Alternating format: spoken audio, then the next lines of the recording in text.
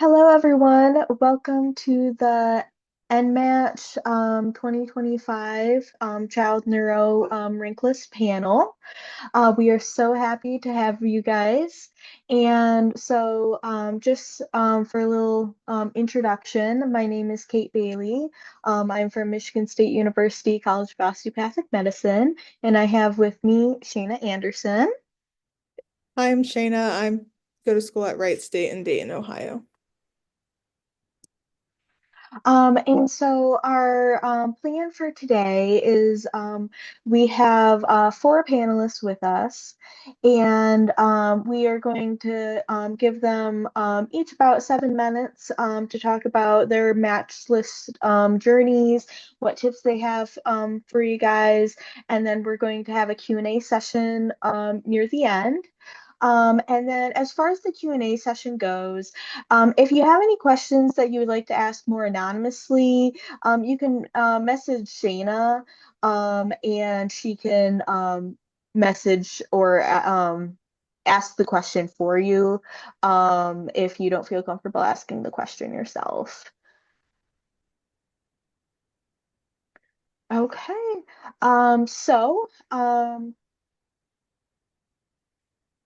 We can get started.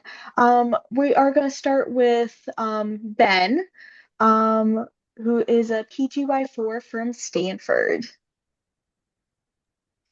Hi, everybody. Awesome to be here. Thank you for having me. Yeah, so in terms of rank list, I guess one caveat here is that I think all of us, or at least the fours in this group, did their rank lists in the heart of COVID. So I think there were a couple things that we were considering at that time that were much different than now. So I think that's one big caveat that I'll put out there. But I think the biggest things you'll hear about in terms of what to consider with your rank lists, I think the biggest thing is where you felt most comfortable in terms of your interviews and your vibe from wherever you happen to be chosen to interview at. I think that is one important factor to take in. I think other factors you'll hear people talk about, certainly things I was thinking about. Um, Geography, where you want to be ultimately for a career can be important. If you have family in a certain area, that's important to you to be at. Thinking about that too. And goodness, where else or what else?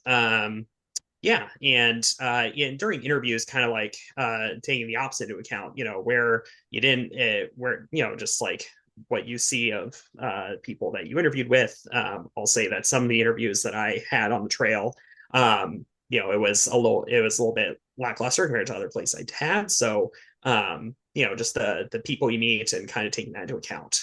I think, let's see, other things to take into consideration if you have, partners, if you have family, sometimes their input can be helpful, sometimes not.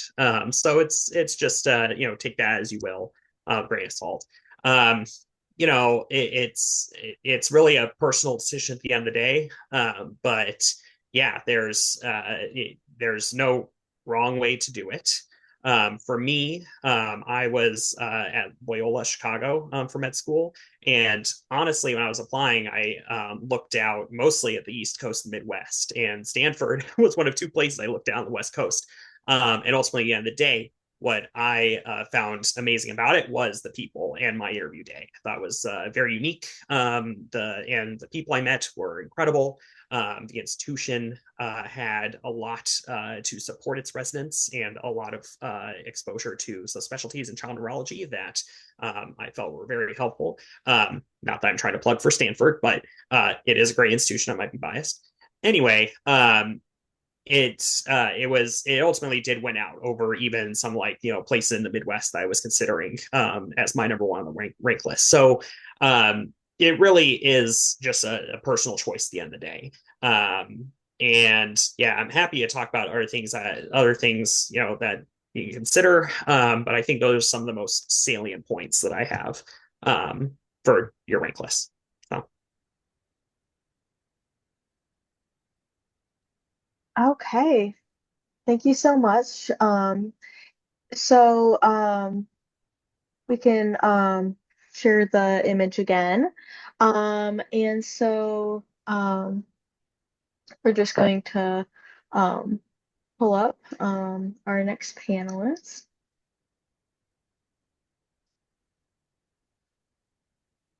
Um, Next we're going to have Ayush Gupta, who's a P2x5 from University of Louisville. Right. First of all, congratulations, everyone. You are done with the interview, so I know it must be a relief. But I will say, like, I did interviews at the time when it was still in person, so I was that lucky person. It might be a little bit different for you guys, but again, like Ben said, a lot of things go into your decision. You're going to stay in that place for like 5 years. So the biggest thing I will say, like for me, was can I see myself living and working in that place and sustaining myself socially, financially, also while catering for my future goals. So all these three things played an important role for me, like in person. When I interviewed, I was really impressed by how like friendly people were at my center here. And how the residents were like really calm, and they didn't feel like didn't feel like they were like struggling. So those kind of vibes made me like think about this place. Midwest in general was like uh, my region of interest because of my family around here. So definitely that played a role. And then again, if you are already oriented towards a subspecialty, do you have people in that subspecialty available that can cater to your interests and serve as your mentor? So that's kind of another important thing. I did have some inclination to do neuroimmunology, so I found pediatric neuroimmunologist here. So that was another like big thing for me. So that's where I think personally like were the main factors for making a rank list. Number one, of course, because I knew what I was going to go into. So I needed that kind of information already processed in my mind. So I had that list prepared in that sense. So yeah, number one thing, make sure that program that you really liked, you got good vibes, and you can see yourself living. That should be your number one, two, and three. The rest can go down. The other important thing is with your resident salary, are you able to afford a rent? Are you able to live and hang out, do outdoor activities and things like that? So that was a big push for me to choose Louisville, because it's not that expensive here. And financially, another thing was like, because you're here in 5 years, if you are thinking about renting versus buying a house, that was also interesting thing that I looked up, and I was like, oh, Midwest, there are several towns in Midwest that have this. And then out of these towns, so that was actually the top three things that I thought about: a mentor, financial, and then can I do things outside of work while maintaining my like life on a resident salary. Um, that's where I will, I guess, stop. Thank you so much, and I really appreciate all those really insightful, points you made. Not everyone thinks about, can I afford rent if I get into my dream program? And so that's really important to think about when we are making our rank list. So next on our panel, we have Nitya Beriwal, who is a P2x4 from the University of Chicago. Thank you so much, Kate. Hi, everyone. I'm Nitya. I'm currently a PGY4 at the University of Chicago. So I'll go through a few points that I took into consideration while making my rank order list. I would say some of these points would be subjective, that you just have to make a feel about the program, whereas some are other objective points. I think even having gone through residency now, there are certain more points that I realize that have great importance that you should take into consideration. So as Ayush said, the location and having affordability to enjoy the city and live comfortably and have a good lifestyle in the city where you live in is very important because most of your time would go in like busy rotation shifts, and you want to have enough to afford like a good apartment where you can come back home, enjoy a view, or have some activity and save enough to travel and do some things in the city. I think people tend to vary on the choice of location that they like, if they like to live more in the suburb kind of environment versus a city life. For example, I always knew I'm originally from Delhi, that I'm a city girl. So I definitely wanted a big city. Otherwise, I would have definitely not been able to adapt. So that is one of the main things that you should take into account. Apart from that, just given the nature of our residency, it's a combined peds plus child neurology residency. So I would say that critically look at both the programs, the pediatric program as well as the child neuro program. Sometimes it's very important to assess if both the programs have a good vibe within each other, and are you considered a part of the pediatric team during the pediatric years? Because those are the people that you will form deepest friendships with and they will stay with you longer. Um, Another thing to consider is the hospital setting. If it's a freestanding children's hospital versus if it's a part of a larger adult hospital, because that can affect the patient volumes and the pathology of the cases that you see. And that is very important to take into consideration as well. I preferred in the standalone children's hospital because I wanted to see large variety of pathology, and I'm just a person who learns more through actually seeing patients myself rather than textbook knowledge. I did remember that there was a program during my interview trail from a reputed institute who told me that they don't see a lot of pathology from patients, so they learn from the textbook.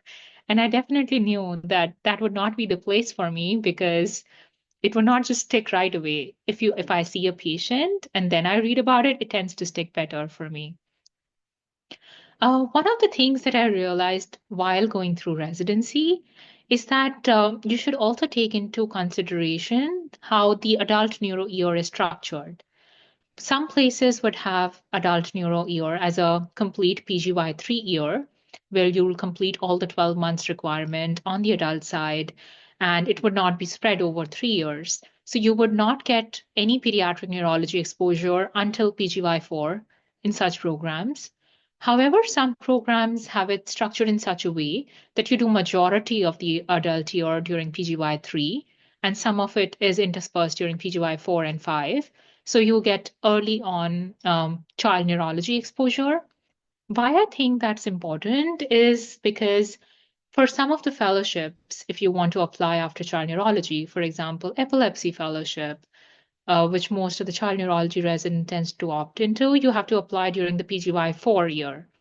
So if you were in a program that had a standalone adult year and you just came into PGY4 to experience child neurology for the first time, finding your specific interest within child neurology and applying within 6 months of being a PGY4 resident would be tougher. So that's what I liked about my program here, that I got a heads up exposure starting PGY3. I could start building on research work and figuring out my interests within child neurology as well. So that is a very important point to consider. Also, I just feel that for wellness, if you are a person who has like a pediatric soul and that's why you're gravitating more towards child neurology, doing a like a standalone adult year would have been tougher for me because every time I would come back to the peds neuro side during my PGY3, I would just feel so happy and it would feel like coming back home, which was very important for me. Another thing, I know it's very too early on to think about this, but some things to consider is your if you have a specific subspecialty interest within child neurology. I know most people do not have early on, which is totally okay. But if you do have an interest, you should definitely look into if the program has that offering. For example, I can give an example that U Chicago does not have a pediatric neuromuscular specialist. So we do tell applicants early on that if neuromuscular is a thing that you want to do, then we can provide adult exposure, but not as much pediatric exposure. But if you are interested in epilepsy, we have one of the best possible trainings that we can provide. So if you have an early on interest, it's good to look into that structure as well. One of the other things that I think plays a good role is also the call structure. That if this program has a home call system versus if it's an in-house call system, and how do the residents feel about that call structure? So during meet and greet sessions or just interaction with residents from the field, just getting a sense if they feel overworked or if they're happy and comfortable with the call structure, because you definitely will have to do calls, but the call structure can vary, and judging how happy the residents are currently about it would be very important for wellness, because definitely you will have sleepless nights, but what's important is that those nights are happy sleepless nights. Um, and as Ayush was saying, one of the most things that you will judge about a program is very subjective. It's the vibe that you get during the interview, just by seeing how the faculty is interacting with the residents, how collegial the environment is there a hierarchy, or if everyone is treated equally, and how much of an importance do they give their residents, how heard of do the residents feel. Um, with the faculty, and how much of it is like a family. And sometimes after some interviews, you'll have that gut feeling, which I think is one of the most important factors that helped me make my rank order list, is that I went with my gut feeling, and that really paid off well. So despite having all the objective parameters, I would say that is one of the most important things that you can do about yourself and guide your rank order list. Thank you so much. That's all I Thank had you to. so much. That was so thorough, and we really appreciate all of your insights on what, especially for you, was so important to the rank order list. So last but definitely not least, we have Dr. Pooja Shah, who is a PGY4 at Lurie Children's. Hi everyone, I'm Pooja. I'm a PGY4 at Lurie, like Kate said, and so that everyone's aware, I'm originally from the Bay Area, California, and I did college and med school in New York, and then ended up at Lurie in the Midwest for the first time. Again, applying during the pandemic. I'd actually never been to Chicago before I applied here, so the rank, like making my rank list, was definitely an experience, and I think it turned out very well. And what I'm about to say about how I made my rank list, I feel like I'm going to echo a lot of what my other panelists said. I definitely agree with a lot of what all of them said. I would say most important is knowing that your child neurology program is a 5-year program, and it's really important to think about places you'd like to live, and where you would want to be able to build a community separate from residency, because I mean, your residency is hard, and we're going to be spending a lot of hours in the hospital, but it's so important to feel fulfilled outside of that for your wellness and just for your general growth. So thinking about how, like, if you have a support system in the area, or being in a location where at least you can go visit family, your loved ones, friends, is really important. I would say my second biggest thing, and again, I apologize for being redundant, is again, like getting a sense of how people interact with you and interact with each other on interview day. For me personally, one of the things that attracted me to my program was that I could tell that everyone genuinely loved each other and were friends, and like so casual and like comfortable with each other. And especially like if you're making a gamble and going to a place you've never been to before, maybe where you don't have as many support system in place, it would be really important to know and feel comfortable or confident that you're going to be able to make friends with your co-residents and co-fellows in your neuro years. And that was really important to me. And I know for sure that I've made lifelong friends through work, and that's made a world of a difference in terms of my overall well-being.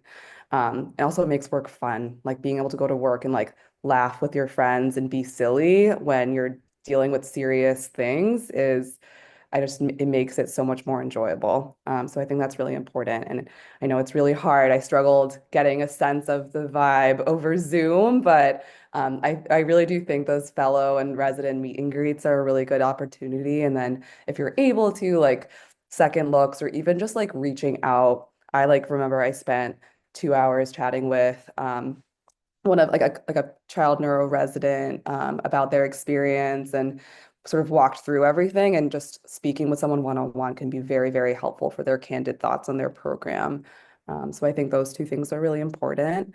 And then I really like to echo a lot of what Nitya said actually about sort of how the program itself is structured. I think number one, I think remember that you're going to be doing it fully immersed in the pediatric side of things for 2 years before you get to the neurology side of things. So it's really important to consider both, I think, equally, truly. I remember being on an interview and someone saying like, oh, like, we don't really care about the peds years. We just get through it. And then we get to neurology. And I was like, whoa, no, that's not my vibe. Like, I'm a pediatrician. I want to be a pediatrician. I want to become a good pediatrician. Admittedly, it'll be condensed, but I really want to take that seriously. So for me, I wanted to make sure that I was going to get all of the training I wanted in the 2 pediatrics years and really feel immersed and not separated from my pediatrics co-residents. That was really important to me.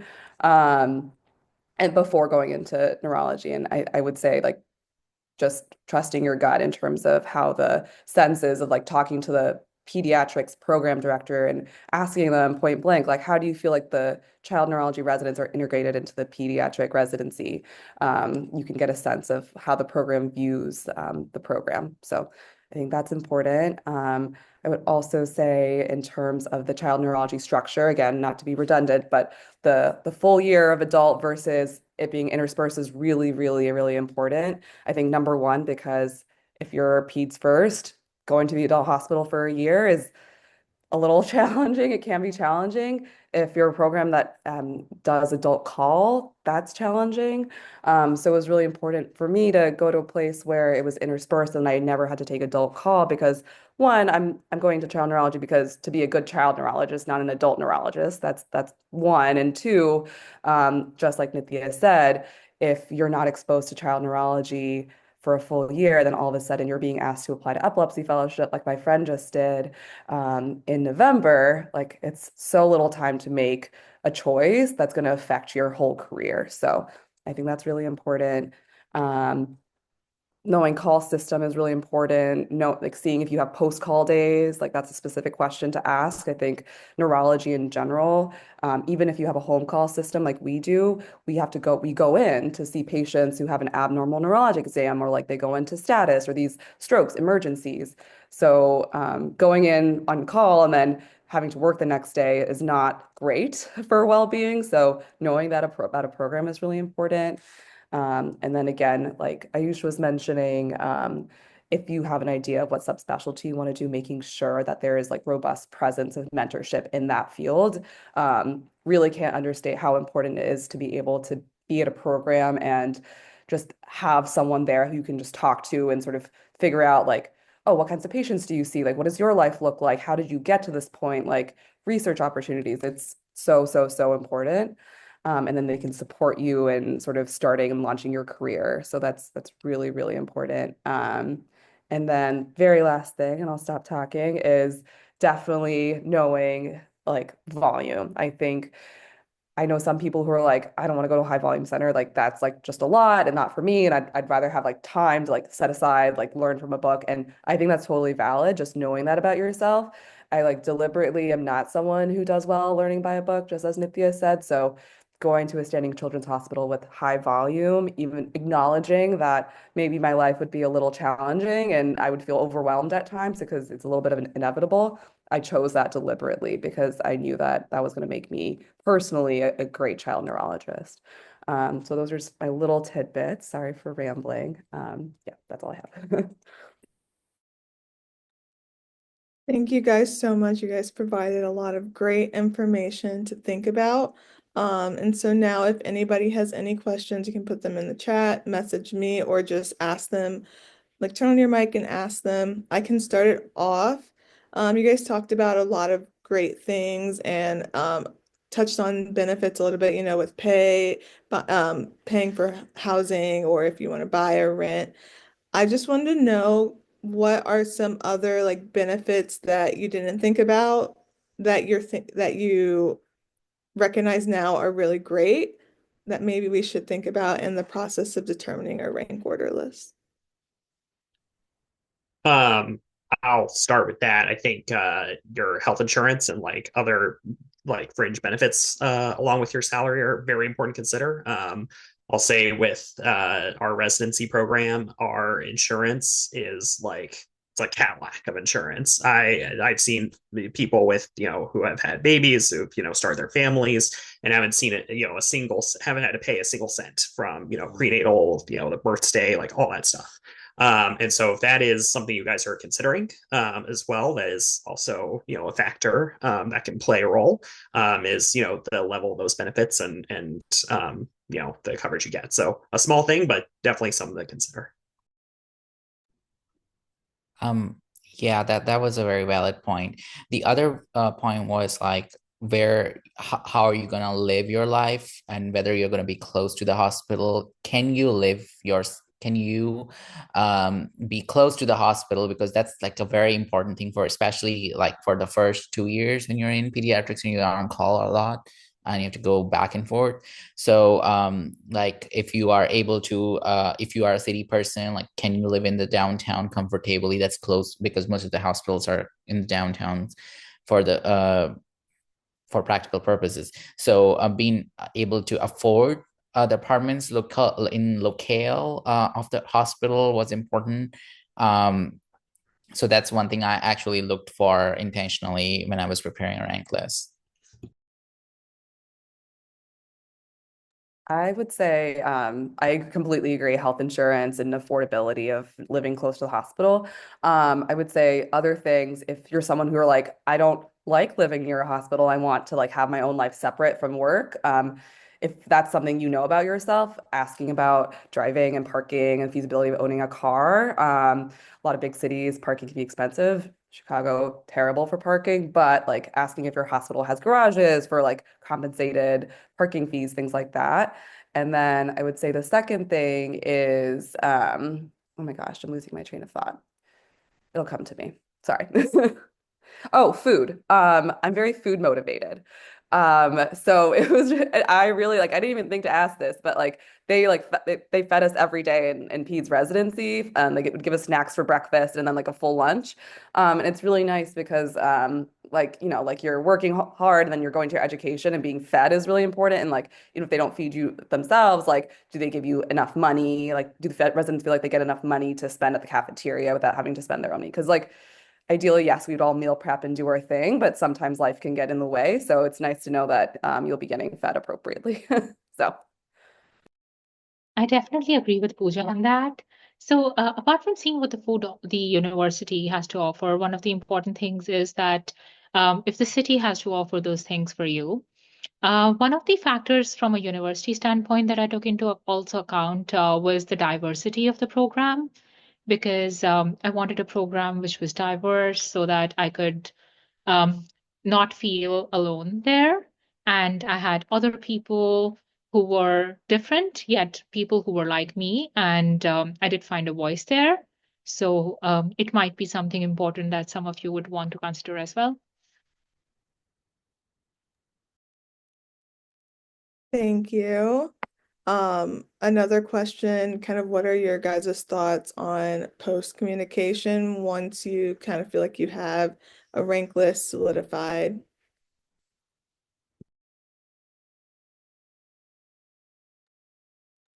I can start with, sorry, Pooja, where are you going? You go first.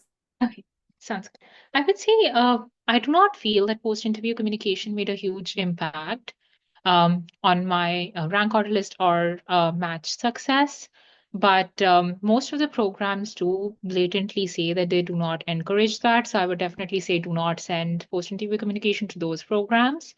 However, if the program does not state that, and you know that program is your number one choice and you really want to go there, then it would be good to express it at your number one choice.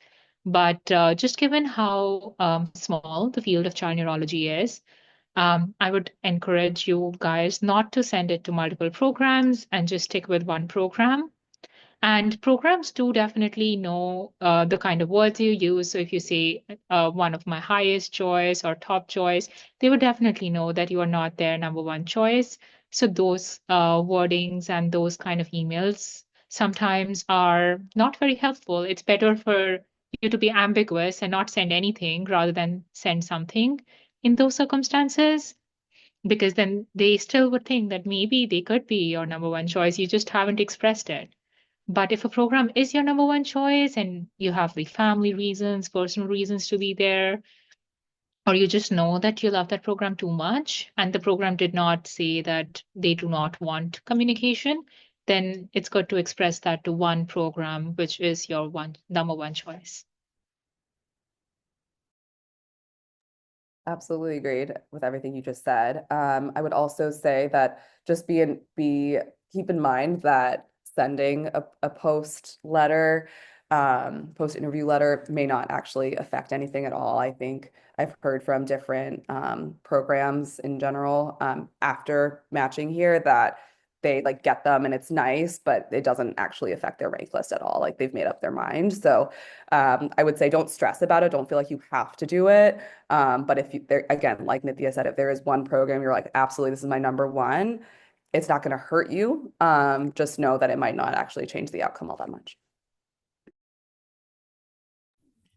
I was going to say the same thing, except that our program does appreciate thank you and just like a very non-signaling kind of letter that just it's like just good signal that we do appreciate that. So not that, oh, I'm really interested in this program, but thank you for taking the chance to interview me. That kind of generic language is very much appreciated. Ayush, quick question, follow up on that. I was curious because you're mentioning that, I actually received a thank you from a program and I wanted to see, I hadn't sent one back yet. It was over the holidays and of course it's, later in the beginning of the year now, but if we do send one back, who is the best person to send it to? Like the program director or the person who wrote Yes. you a thank you note? Or if it was, not the program director, who do you think? And without being, corny or tacky, I just don't know how people interpret these things in different areas. So Yeah, I will suggest you can definitely send a thank you letter or reply to the program director as well as the program administrative person or the administrative assistant. And it's just a courtesy. It's not going to change anything. It probably just sends, okay, this person remembers us and they were nice. okay. So if you were a person who had a really nice interview with that program, they will remember, oh, I remember this person. Yeah. So it does help in that way, but not like directly, like Nitya and Pooja were saying. Okay. Thank you. And then we have a question in the chat. It says, do you have any recommendations for getting a better sense of volume in order to compare programs? Pointers to get more specific info so we can compare/contrast programs that might appear similar from what we got from interviews, socials, etc. I mean, I think a nice indicator of volume is the general size of the child neuro program. Whether there's one or two residents per year versus your larger programs that'll have 4, 5, 6. So that can certainly be one indicator. It's not like a great indicator, but it's one. I think otherwise, it really is kind of talking to if you have a resident that you're linked up with from the program or that you got content info from, and you reach out, just kind of getting a better idea of things of the volume. More often than not, outside that, these children's hospitals or wherever you're applying to will kind of have more general info about how much or how many beds they have in the volume they see per year. Sometimes those stats are listed, but yeah, I think one indicator in that regard is just generally the size of the program. Yeah, I would say that like a high volume program is going to tell you that they're a high volume program. And if they don't say that, then they're probably not a high volume program. So I would just be direct like that. One of the ways it will be to look at the number of faculty they have. I know it sounds like you will find their programs which have because the more bigger your faculty volume is, the more likely they're going to have different subspecialties. So people are not going to go to higher referral centers.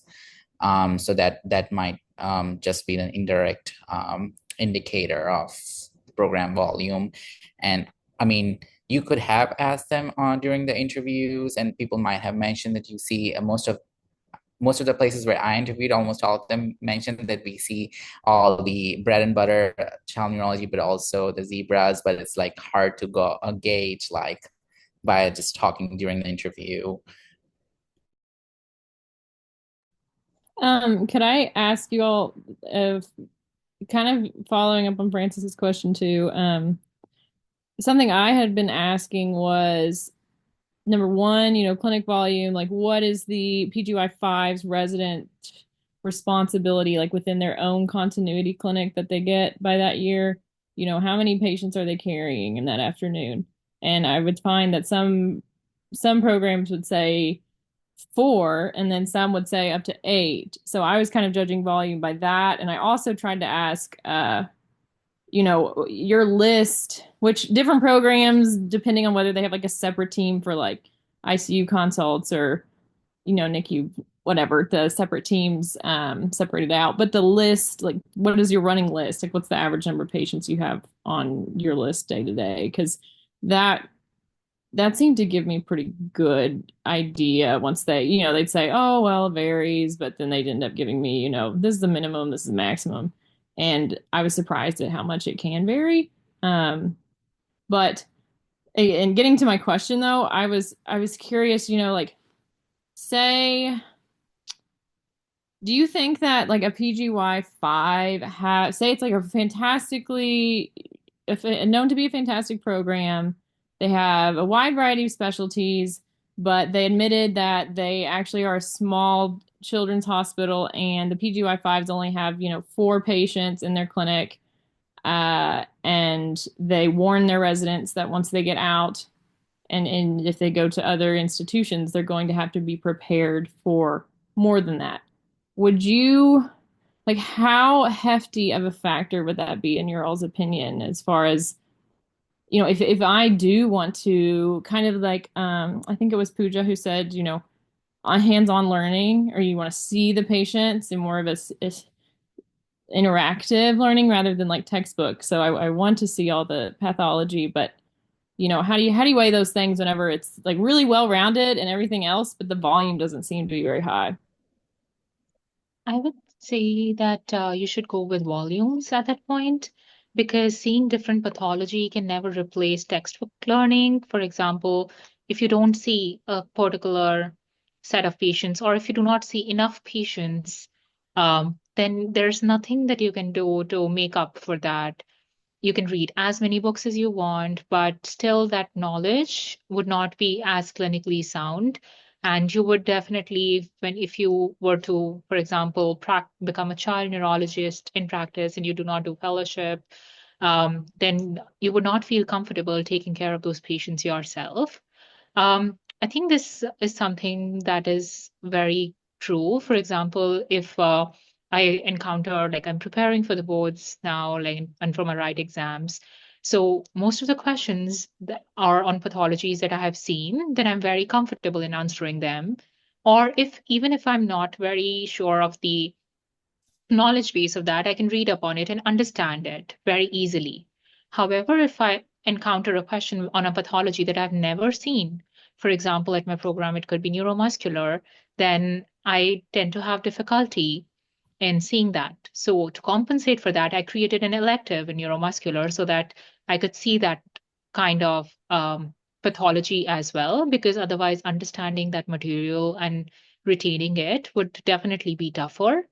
If you definitely match at a program which is smaller in volume, you might have to use your elective time to rotate at other institutes to gain more pathology. So it's not the end of the world. But I would prioritize volume over anything else because I feel that's the best way to learn, and nothing can beat hands-on clinical learning. Lauren, can I ask, when you were saying the number of clinic patients, were you talking about the number of patients you see in an afternoon, in a day? I was usually referenced in afternoon because it seemed like most of my institutions, the people I interviewed with, in PGY5, you were responsible for continuous care and like seeing the same patients, um, like your own personal clinic almost. And at least that's how it's modeled at where I currently go. So I hope that's how it was, or that's how my question was always taken. Like it's always just an afternoon or a morning. It's just a half day.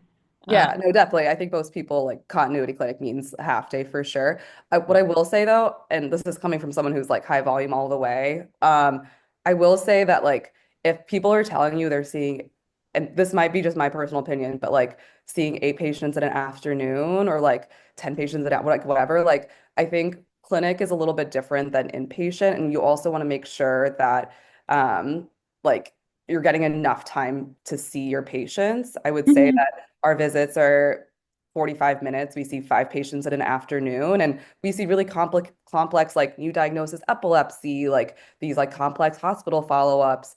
And I feel like I see 5 patients in an afternoon at most, sometimes a little bit less, but it's really important to have enough time to feel like you're able to provide adequate counseling, staff your patients, all of that. And our attendings don't see that many more patients than us in a given afternoon either.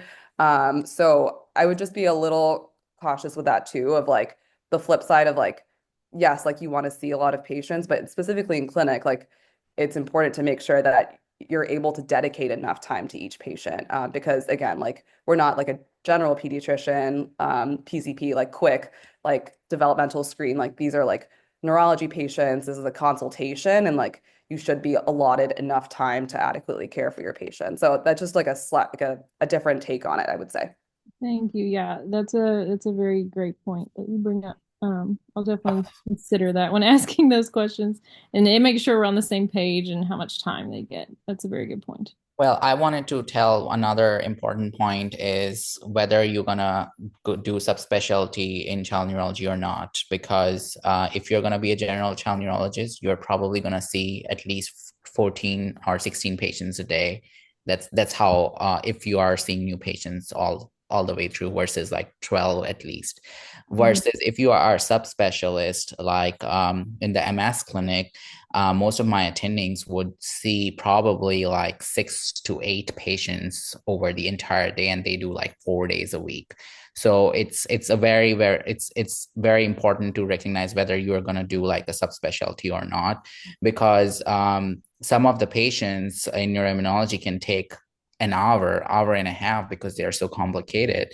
That just does fit. As far as like residency preparing you for the next phase, that being a fellow or an attending is concerned, I think it's important to have that speed, but also you have to take time. You have to, because when you're seeing a patient with epilepsy, a newly diagnosed epilepsy, you have to do genetic testing, MRIs, counseling. There's so much to just, so you need to make sure that you have enough time, and somebody needs to maybe mentor you initially when you're starting your clinic, maybe in third year, that how to do those things. So you need some time. So like in my residency in third year, we give only 3 patients in their afternoon clinic. Fourth year, we do 4, and fifth year, we do 5. So, and then there is like a graduated autonomy. Like I make all decisions on my patients when I'm a fifth year. So making sure that that is given is important. Mhm. Thank you. Thank you all for your perspectives on that. That was a great question. Another question is, do you guys know maybe where you could find board pass rate for programs if they don't tell you like during the interview day, or if, I guess just maybe following up to ask like what are you guys' thoughts on that?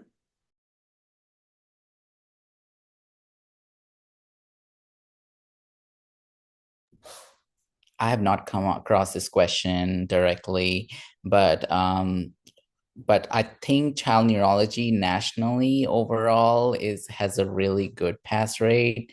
So it doesn't really matter which program you are at. But yeah, I have not heard in our program anyone in the last 5 years not passing, but I'm guessing that's the same across the board, across all the centers. I think it's public. No, I think you can Google who passed their boards or not. So if you're really curious, like looking at the graduating class and just like seeing, even though it's a little stalkery, but I've done it. So that's something you could do, but I agree with Ayush that it's not a problem in child neurology at all.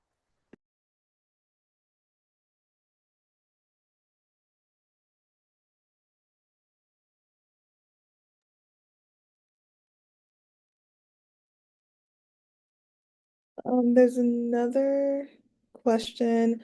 Would love to hear more from anyone who hadn't visited their residency city. Did you visit or attend Second Look?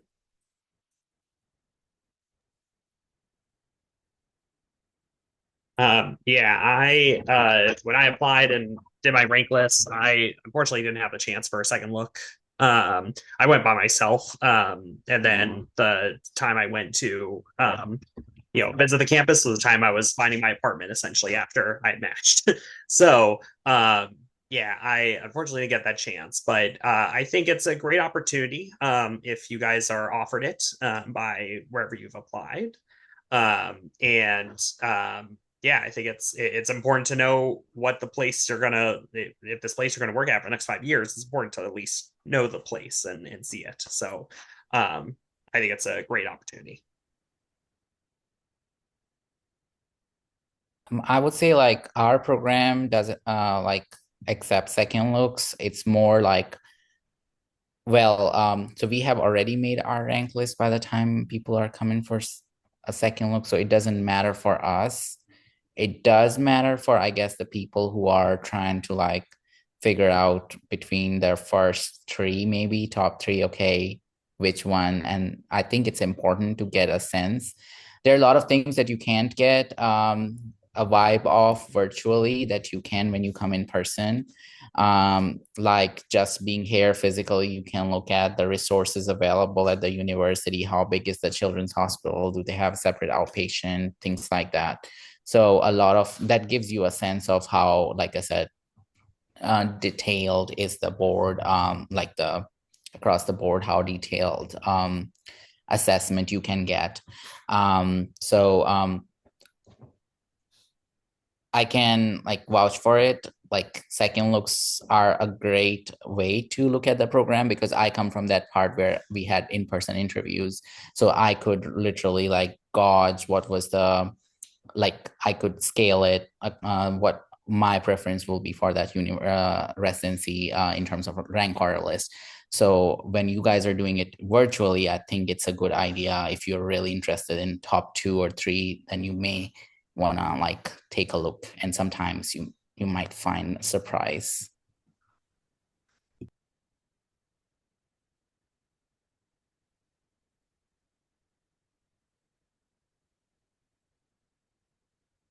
Are there any other questions?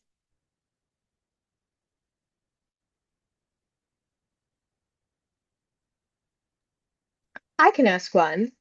So if you have two programs and one you had just the best vibes with during the interview, but the other one might be more practical as far as training and location, but maybe the vibes weren't quite as good.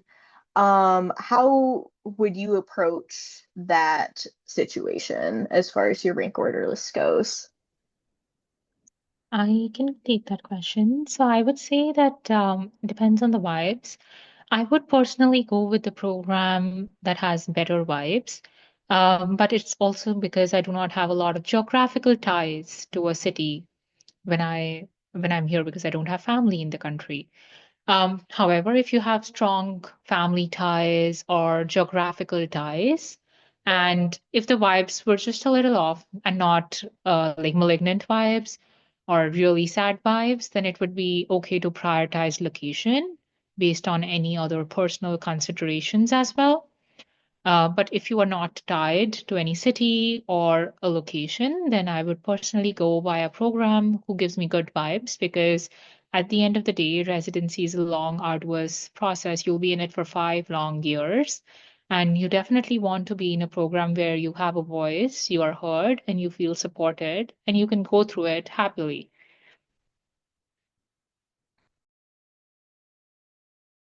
I can say something as someone who and ranked something that I thought was more practical and actually ranked where I am as number 2, which was the better vibes.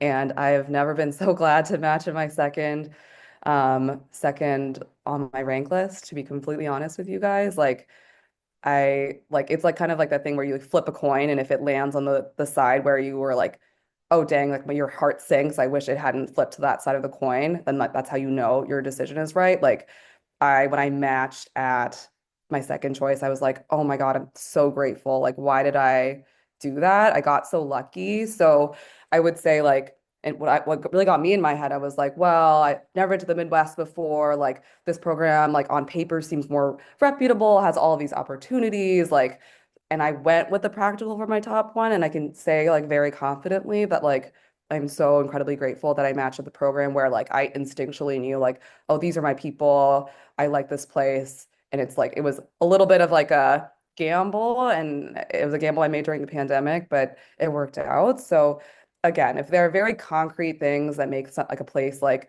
family, like things like that, by all means. But if it's like, oh, on paper, this place seems more reputable, XYZ, I personally wouldn't do that because I think that you're going to be an excellent child neurologist pretty much no matter where you go. So just trust your gut. I think that's my biggest takeaway. And I wish I had, but I'm also glad things worked out the way they did. I can second what Pooja said. It's like 100% true because if you are at a center which has say 70 child neurologists and you are not gonna be a subspecialist in all the specialties that they have. So trying to figure out you will get basic level good training to be a good child neurologist. There is like no point of like, oh, they're more practical. Then it's better. Yeah. Look at the people, not only like the residents, but also the attendings and see how they are like um, communicating with you because that tells you how they're going to communicate with you when you are going to be a resident. So that does make way more sense to like prefer that program. Thank you guys so much. Any final questions? We have about 6 minutes.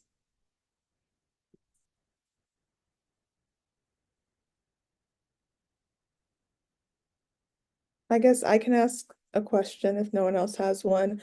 When looking at programs, there's been some where, some programs have like great peds residency, like better vibe from the peds residency compared to like the child neuro side and then vice versa. Like how would you guys look at that and take that?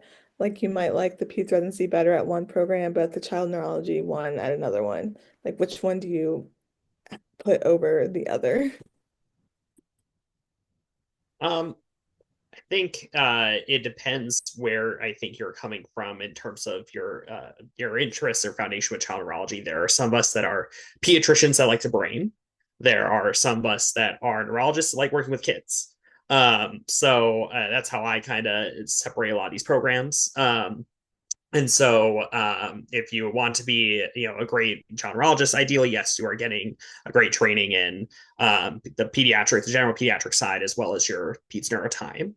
But if that's not possible, if there's other things in it that you're factoring into your rank list that cause this schism that what you're describing, Shayna, I think it's best to kind of go with the program that suits that vibe that you yourself are coming into child neurology, whether you consider yourself again a pediatrician that likes the brain or a neurologist that likes working with kids. That's something that you can factor in. I think helps kind of think through that divide a little bit if it's present. Again, ideally getting great training in both sides, but if there's other things in the way, kind of think through it like that.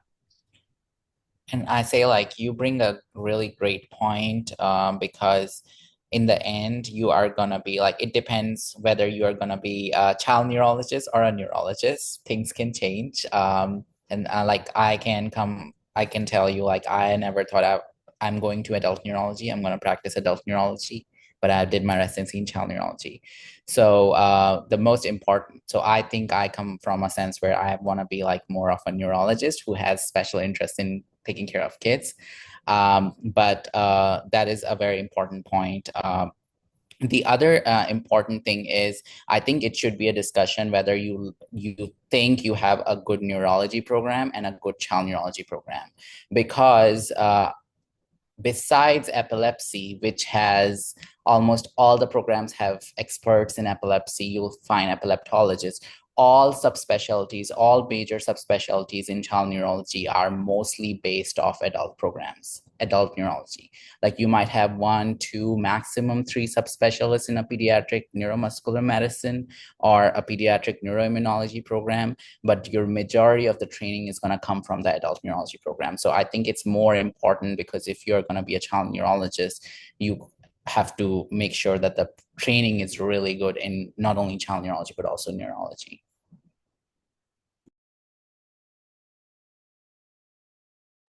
Thank you. That is very helpful.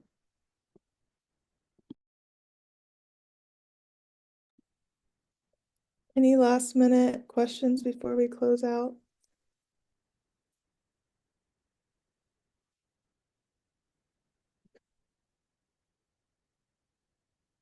Okay. Well, thank you to, if anyone, good. Pooja just put her email in the chat if anyone has any questions. I want to thank the residents for volunteering their time to speak with us, give us some advice as we go into creating our rank order list and going into, match day and everything. And then thank you to all the applicants who signed up and came out to this. We will be putting this on YouTube within the next week or so. So look out for that. Thank you, guys.